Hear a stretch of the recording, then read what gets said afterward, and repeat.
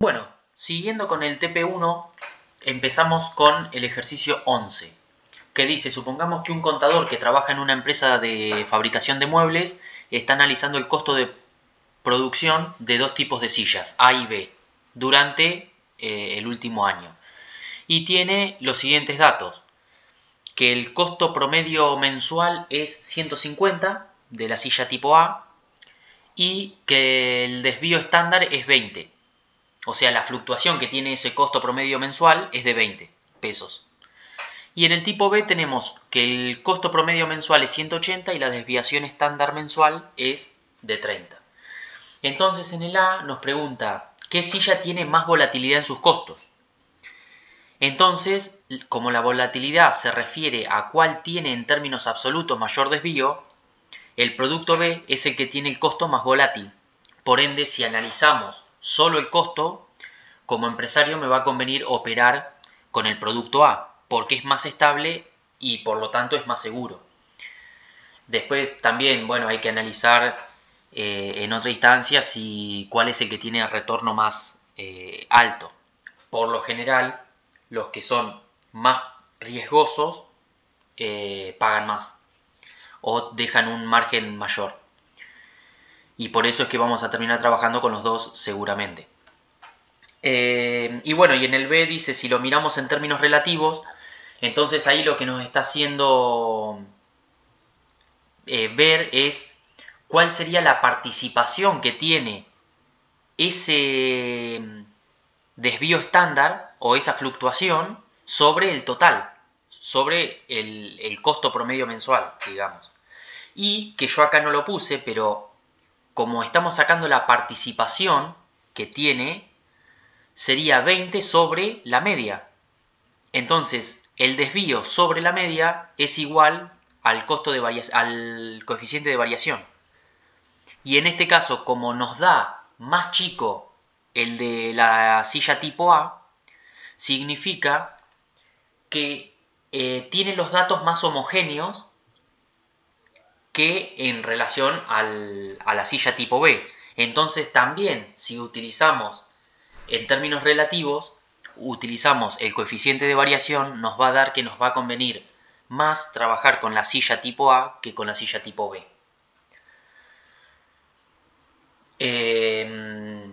Y bueno, el ejercicio 12 dice, supongamos que se analizan los tiempos de entrega de dos proveedores, A y B, y nos dan la muestra de los últimos 12 meses también.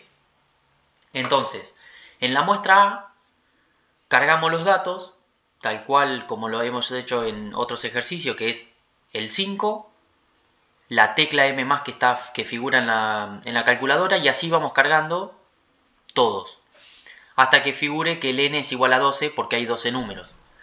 Y entonces ahí calculamos la media, que es Shift 2, 1, o por lo menos en mi calculadora es así, y te da 5,5. Y la unidad de medida sería en días de demora en entregas. Y después el desvío estándar es Shift 2, 3, y te da 1,1678. Que la unidad de medida va a ser el margen de días de variación entre las entregas. Por eso es que un día me va a entregar en el día 7, en el día 5, en el día 6. Y bueno, si en esos 3 días tomo la media, sería 6 días en promedio. En este caso dio 5,5. Porque tenés 3 cuatros. Entonces, en la muestra B, la media se calcula de la misma manera y te da 6,5 y el desvío estándar te da igual. Entonces, si nos pedirían acá hacer una conclusión, la conclusión es que por la media deberíamos elegir al proveedor A, puesto que tiene en promedio menores tiempos de aprovisionamiento de los insumos o de materia prima de lo que sea que le estamos comprando. Mientras que si miramos el desvío estándar, ambos tienen el mismo margen de dilatación entre los días de entrega. Entonces no sería un parámetro para tener en cuenta. En el inciso B dice calcular el coeficiente de variación. Y el coeficiente de variación es el desvío estándar dividido la media y te da en la muestra A te da 0,21 y en la muestra B te da 0,18. Y bueno, yo acá puse como importante que no tiene unidad de medida. Y la conclusión para tener en cuenta el costo del coeficiente de variación es que deberíamos elegir el proveedor B porque es el que tiene los tiempos de entrega más homogéneos. Es decir, el coeficiente de variación te da como la señal de que el proveedor B cumple más con la palabra que el proveedor A, porque tiene menos, o sea, los tiempos de entrega son más homogéneos entre sí. Y entonces, bueno, ¿cuál es la relevancia que tiene el coeficiente de variación? Es que permite comparar valores de distintas muestras. Y nosotros en este caso teníamos dos muestras. El ejercicio 13 dice, supongamos que se analiza el rendimiento de un fondo común de inversión durante el último año con los siguientes datos. Desvío estándar 0,02 y el coeficiente de variación es 0,05. Entonces, utilizando la función, la fórmula que tenemos del coeficiente de variación, que es el desvío estándar dividido la media, despejamos el X, que sería la media, y te da que es 0,4% del rendimiento anual del fondo común de inversión. Y después llegando al ejercicio 14, dice, observe los siguientes gráficos estadísticos realizados por el INDEC y responda en cada uno. En el inciso I dice, ¿qué variables se presentan en el gráfico y de qué tipo son? Interprete el número cerrado con un círculo, que sería la brecha.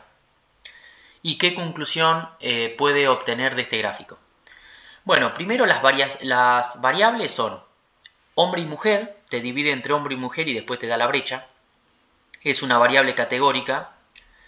Después tenemos la variable de qué tan calificados están los trabajadores y tenemos no calificados, operativos, técnicos y profesionales.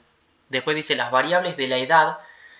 Es numérica continua porque fija, digamos, un valor mínimo que es de 14 años, mientras que no te dice nada de dónde termina. Entonces estaríamos tomando un intervalo que yo ahí puse 14 cerrado a infinito, que ahí sería abierto en el caso de infinito, pero como ya sabemos que no vivimos de manera infinita, ahí se podría poner, no sé, 70, 80 años, que es hasta la edad que más o menos se trabaja.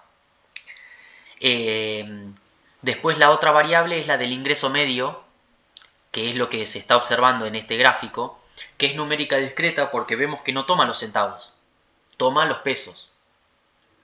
Y después, bueno, la conclusión sería que la brecha salarial en todos los niveles de calificación que tienen los empleados se denota un alza en los hombres. O sea que siempre hay una brecha entre hombres y mujeres en el salario, sin importar el nivel de calificación que tengan las personas. O sea, lo que mostraría en conclusión este gráfico es que sin importar la capacidad que tenga el hombre, siempre gana más que la mujer. Y después, bueno, observe el siguiente cuadro realizado por el INDEC y responda a las preguntas a continuación. Tenemos este cuadro, que es el que se tomó en el parcial del año pasado, y dice, ¿qué intervalos de ingreso abarca el 40% central? Entonces, el 40% central, como tenemos dividido en deciles, sería 10 deciles. Entonces, si sacamos estos tres, el 8, el 9 y el 10, y sacamos el decil 1, 2 y 3, entre el decil 4, 5, 6 y 7 está el 40% central de los datos. Entonces, el intervalo que cubre eso es 24.600 cerrado y 60.000 cerrado. Y ahí respondimos la A. Y después dice, ¿qué participación de los ingresos totales del país tienen los que ganan menos de 75.000, perdón? Entonces acá lo que tenemos que hacer es, en el decil 8 ganan 75. Entonces de ahí para abajo, ¿cuánto es el porcentaje de los ingresos totales del país representan? Entonces acá lo que tendríamos que ir es ir al porcentaje del ingreso y sumar 1,4, 3,1, 4,2 y así sucesivamente, que es la participación que tiene cada decil sobre los ingresos totales. Es decir, este 10% de la población, ganando de este intervalo a este intervalo, en su total tienen representan el 1,4 de los ingresos totales del país, y así sucesivamente. Entonces, sumando hasta el decil 8, llegamos a que esa cuenta nos da 51,7. Después dice, ¿qué tipo de frecuencia se está calculando en este caso? Y se está calculando la frecuencia acumulada, y es por eso que estamos sumando los porcentajes. Y después en el C dice, ¿qué forma tiene la distribución de ingresos según estos datos? Justifique su respuesta. Y bueno, lo que se puede ver es que el 90% de la población gana menos de 100.000 pesos. O sea, gana 100.000 pesos o menos. Mientras que el 10% restante gana entre 100.000 y 4 millones de pesos. Entonces, por ende, se puede apreciar que los datos están muy centrados hacia la izquierda, por lo que el coeficiente de asimetría de Pearson va a dar positivo, porque la media es mayor que la mediana. Por lo tanto, este coeficiente nos va a dar que es asimétrica positiva. Entonces estará sesgada hacia la derecha.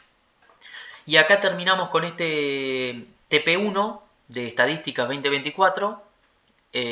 Así que espero que les haya servido y vamos a continuar después con el TP2. Saludos.